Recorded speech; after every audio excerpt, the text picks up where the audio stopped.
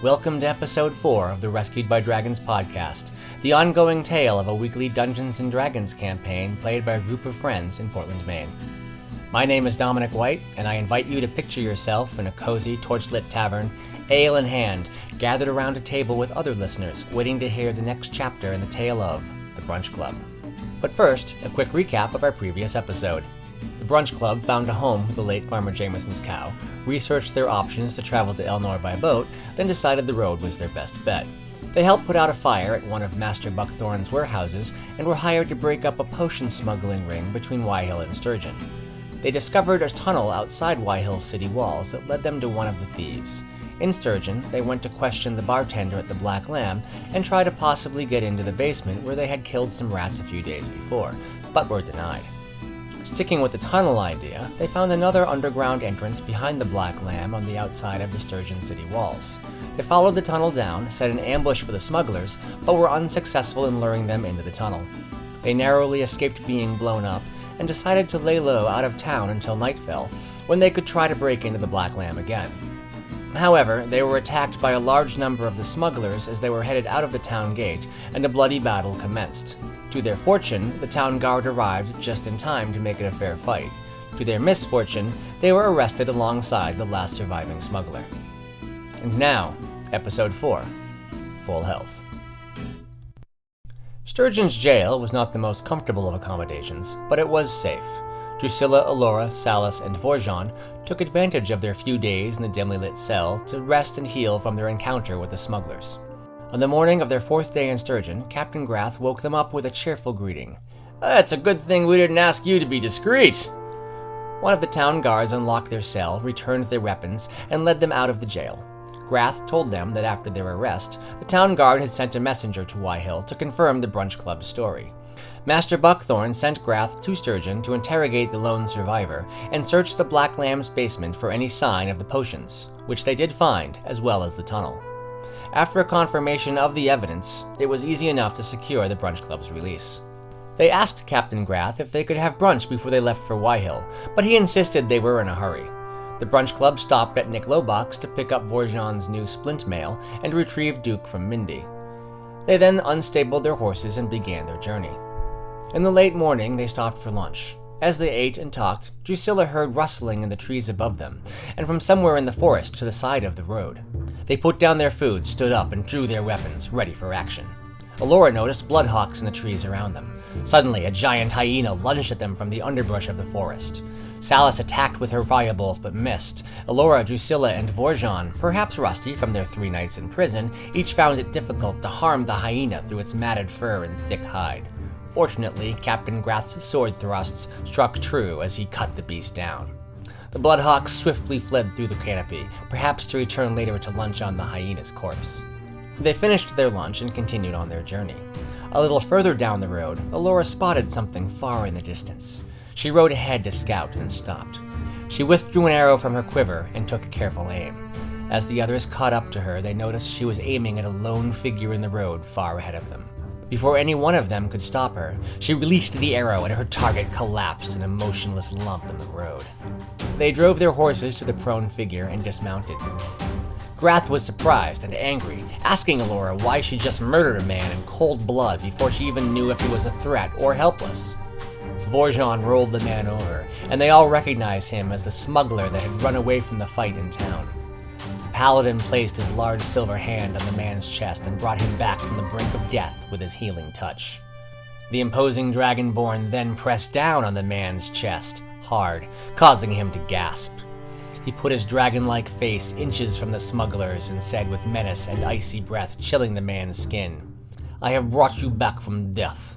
I can send you back just as easily. Why don't you tell our friend who you are and what you have been doing with the potions you stole?" The intimidated smuggler admitted to Captain Grath who he was, and that he was a part of the potion smuggling operation. They tied him up and put him across Grath's horse and completed their journey. When they got to Wyhill, they went with Captain Grath to return the horses. Much to Salas's dismay, they returned Duke as well. Grath told them he had to deliver the prisoner to the authorities, and had some business to attend to on his ship, but would meet them later that evening at the Golden Dwarf Tavern to give them the reward, and to join them in celebrating a job well done. When Grath met up with them at the Golden Dwarf, he gave them the promised additional 1,000 gold and Master Buckthorn's sincere appreciation.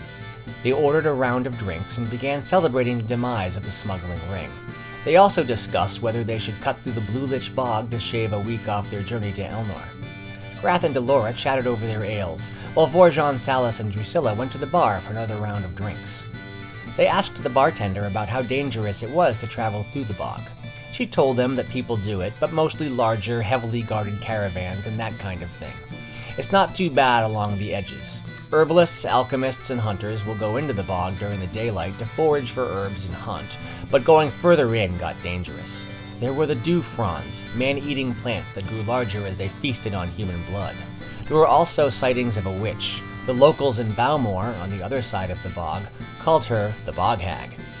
There were also rumors that a black dragon made its den in the bog, but no one the barkeep knew had actually seen a dragon of any color. Dragon or not, the Blue Lich Bog had earned its nickname. Whether it was the drink that boosted their courage, or the flush feeling of success that came from breaking up their first criminal gang, that night the group made a fateful decision to travel through the Bitch Bog. While Salas, Drusilla, and Vorjon were at the bar, Elora and Captain Grath left the tavern together in favor of the privacy of his ship. In the captain's cabin, below the quarterdeck, they sat at a small table as he poured Elora a drink and asked how she was doing.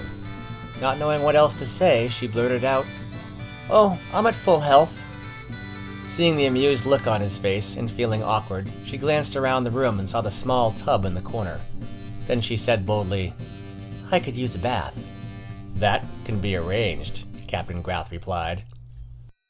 The next morning, on her way from the harbor to their rooms at the tavern, Elora stopped at a dry goods store and purchased a compass and a map through the bog. She reconvened with her friends and was grateful they were too hungover to ask how her night was. They stocked up on health potions from Angelica Arts and brunch from the Golden Dwarf, and began their long walk to Elnor through the foreboding bog.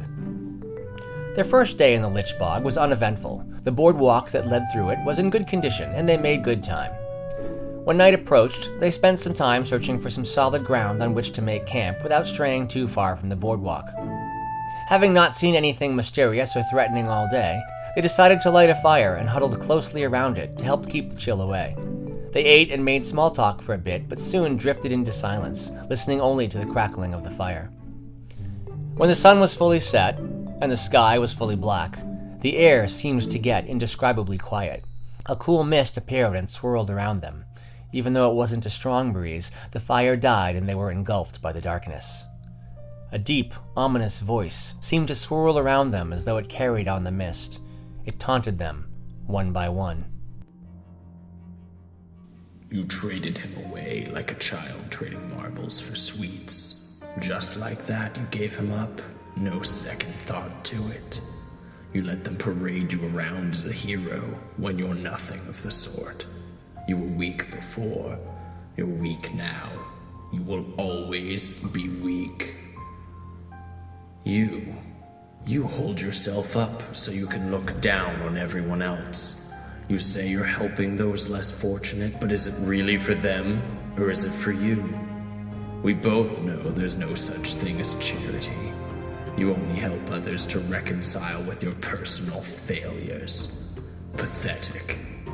You should know you can't run from the past. Unworthy forever. Poor little girl, thousands of miles from home. And for what? To find the answer to a senile man's nonsense spewed onto a scrap of paper in his final moments. What are you hoping to find? Some long-lost truth? Some forgotten power?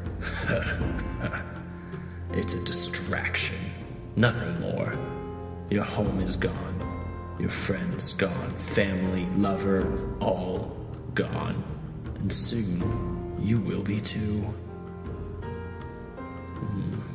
Who are you? Do you even know? Or should I say, who were you? Look at you.